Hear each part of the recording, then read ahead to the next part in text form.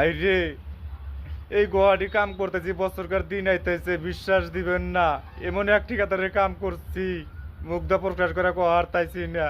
আল্লাহ, 1.5 মাস কাম করলাম, কয় ঈদের আগে বিল দিয়া দিমু, তুমি বিলটা নিয়ে যাইও। আজকে 5 দিন ধরে এই ঠিকাদারে ফোন রিসিভ করতেছে না, কন আছে আর একটা দিন, তাহলে কি করমু? এ কথা হওয়ার মতন সুবিধা পাইতেছি না, কি কমু মানুষেরটা। আইরে মানুষের বিভোগ। ঠিকাদার, তুমি গরিব না সাথে আবার করো না, তোমার জমানে কাম করছি, আজকে তোমার জমানে পয়সা দিতে যাও না। এই খালি হাতে যদি বাইতে যায়, আমার বাল বাচ্চা আমার নিগা ছায়া হয়েছে। বাবা আসবো বিদেশ থেকে কামাই করে নিয়ে আমার কাপড় চোপড় দিব।